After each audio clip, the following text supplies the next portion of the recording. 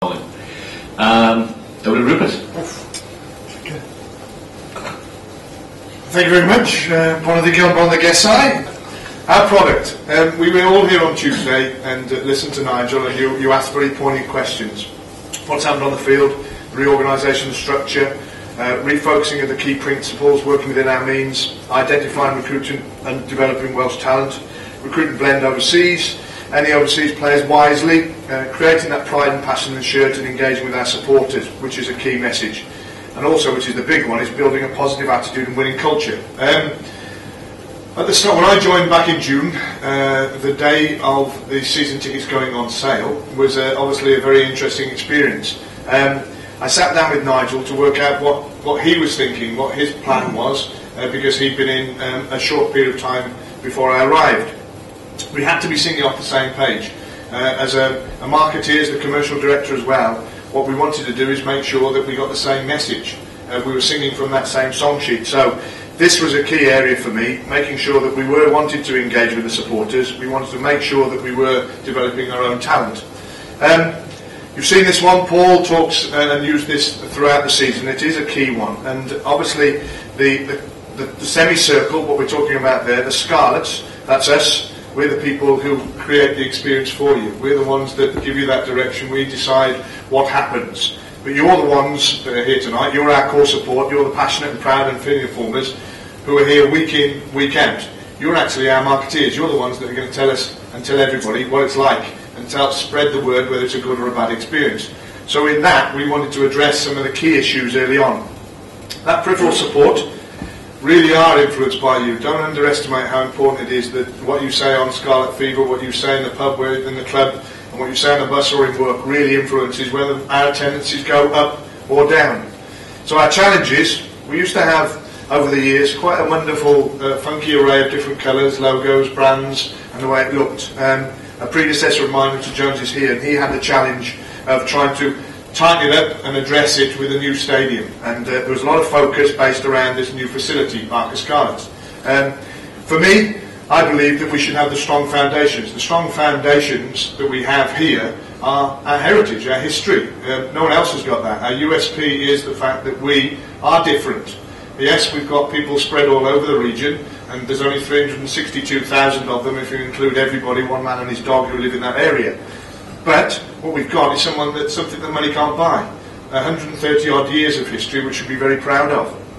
A lot of the stuff that happened before when we were at Straddy, as a player, I saw how it worked. But what we were very key in when Paul joined us a couple of months after I did, we had to get everything right. We had to understand what we were doing, we had to have reasoning for it, and then we could give some logic, and if we were passing on information, then we knew it was fact.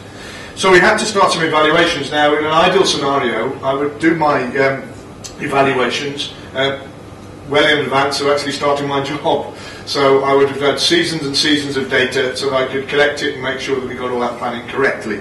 Unfortunately, you have to do it game by game. We've done a supporter survey, and a lot of you partook in that in February, feedback February on the Scarlet Fever, and then we did a formal one in March on our website.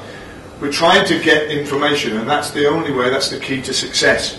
We're obviously going to monitor what's going on. We need that feedback from you, and you'll see John, Hugh, Paul and myself very visual on every game. Home and away, Paul enjoys the experience of sitting in the stands and having that and travelling on the bus like I did on Saturday. But unless you tell us what's right and what's wrong, I dare not assume what to do. And it's really important, because what is right for some people is not right for others.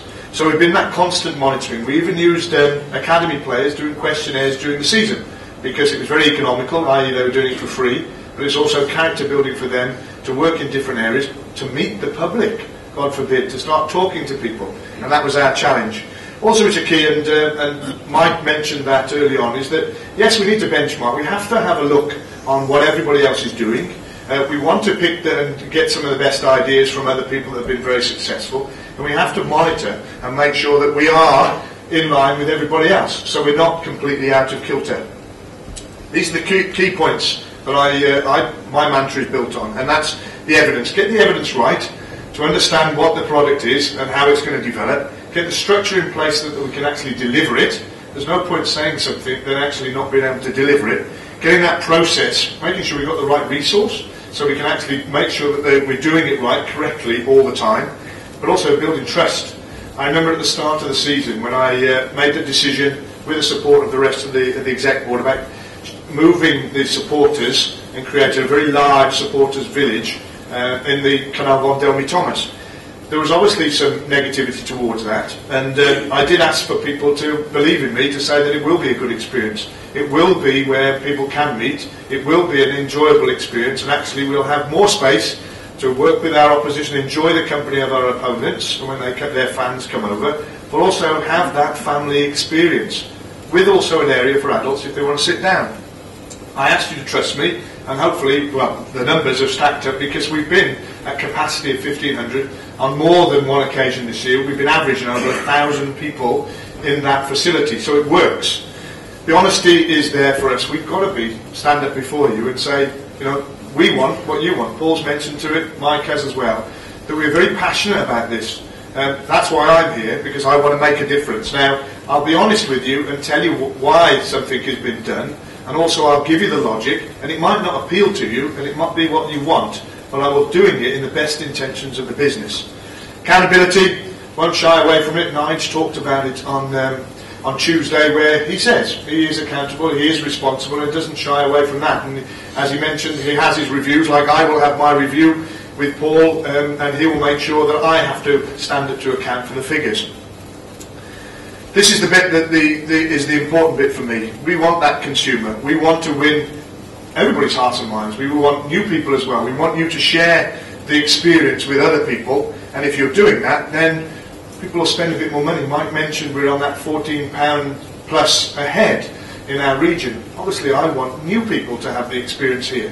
I want new people to be enticed to here. And it's not, yes, it's important to have the rugby, and this is where we're working very closely together with John, our operations director, and he'll talk about that, the customer experience. We want you to have an easy, enjoyable time from when you drive in, you get out your car, to when you watch the game. We can't control the bit on the field. I'd love to, and I don't watch it very often because it pains me on occasions, it frustrates me, but that's what it is. As a player, I frustrated many people in my performances, but this is why we support the Scarlets. That's why we all do it.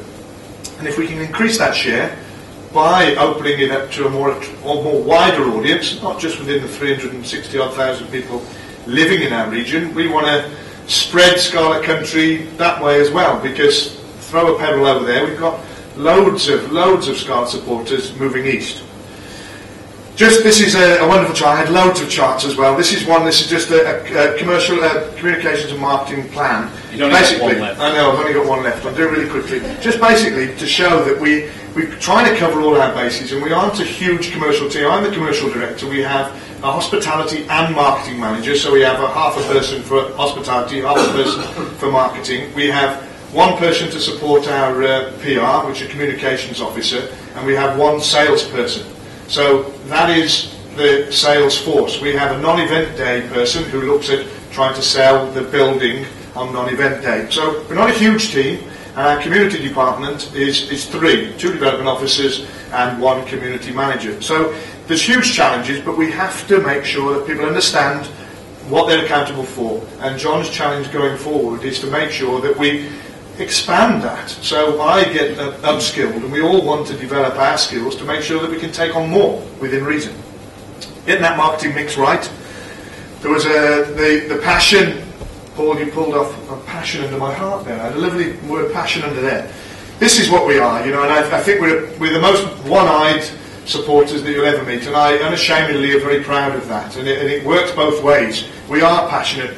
With Nigel's support and the way that he's developing the squad, we've got local heroes. It happened with me in the 90s. When you talk to Delmy back in the 60s and the 70s, they have to develop that side over a period of time. We're investing in ours, and we will have those local heroes again. We'll never forget our heritage. Clethley, we've had that little umbrella that we had over Clethley with the population of about 30,000 people. If you add in Buddyport, which I have to do because of you, and Pembrey, we have about 50,000 people.